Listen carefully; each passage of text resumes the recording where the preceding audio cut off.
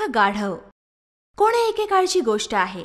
जंगलाचा राजा सिंह एका हत्तीबरोबर झालेल्या लढाईत खूप जखमी झाला. जखमी सिंहाला शिकार करणं जमत नव्हतं, त्यामुळे तो उपाशी राहू लागला. एक चतुर कोल्हा सिंहाचा मंत्री होता. सिंहाचा शिकार न करण्यामुळे कोल्ह्याला सुद्धा उपाशी राहावं लागत होतं. एक दिवस, महाराज, आपण दोघेही उपाशी आहोत. तुम्हाला शिकार करणे जमत नाही. अजून असे काही दिवस चालले तर आपण दोघेही भुकेने मरून जाऊ.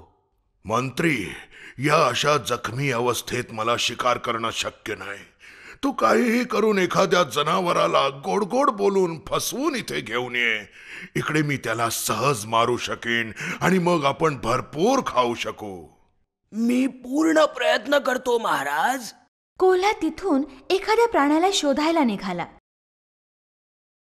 काही अंतरावर त्याने एका गोलमटोल गाढवाला पाहिलं. कोल्ह्याचे डोळे आनंदाने चमकले. तो गाढवाजवळ गेला. अरे मित्रा, कसा आहेस तू? कुठे होतास इतके दिवस? खूप दिवसानंतर बघतोय मी तुला, आणि तू एवढा हडकुळा कसा काय झालायस? काय सांगू मित्रा, बघ ना कसा अगदी सुकून गेलोय मी. माझा मालक माझ्याकडून खूप काम करून घेतो, पण मला जेवायला मात्र एवढंसं देतो. अरे रे, मला तर तुला बघूनच इतकी दया येत आहे. तू असं का नाही करत? माझ्या बरोबर जंगलात चलना. आमचा राजा खूप दयाळू आहे, आणि हो, दरबारात एका मंत्र्याची जागा रिकामी आहे. अरे, तू तर जंगलाची शान होशील. खरंच? पण मी तर गावातलं पाळीव जनावर आहे. मी जंगली जनावरांमध्ये कसा काय राहू शकेन?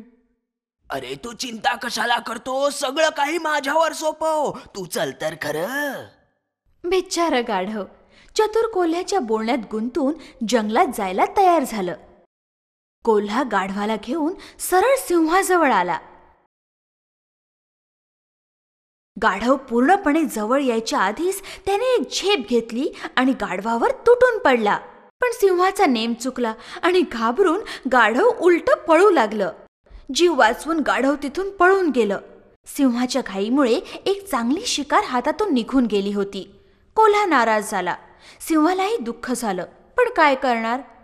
ही सगळी माझी चूक आहे मंत्री. जा, तू पुन्हा जाऊन त्याला आणायचा प्रयत्न कर. कोल्हा पुन्हा गाढवाला शोधायला निघाला.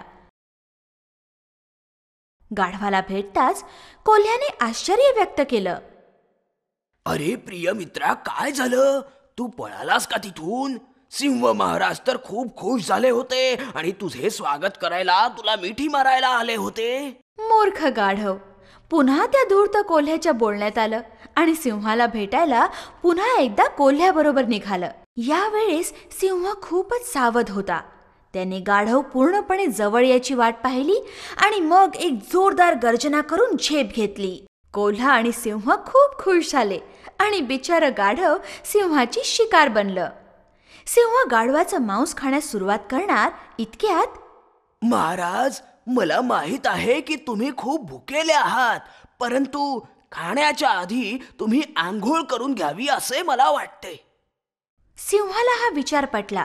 बरेच दिवसात त्यानेही आंघोळ केली नव्हती. सिंह स्नान करायला नदीच्या दिशेने गेला. सिंह तिथून गेल्यावर कोल्ह्याने पटकन गाढवाचा मेंदू खाऊन टाकला.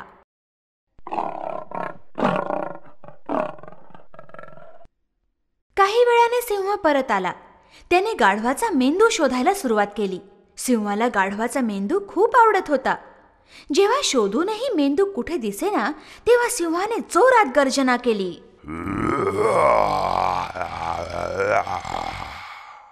याचा मेंदू कुठे आहे मंत्री? तू तर नाही ना खाल्लास?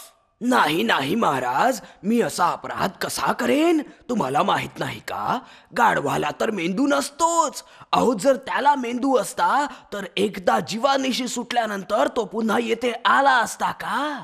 कोल्ह्याचं बोलणं सिंहाला पटलं. त्याने मोठ्या खुशीत जेवायला सुरुवात केली. शत्रूच्या बोलण्यावर कधीही विश्वास ठेवू नये.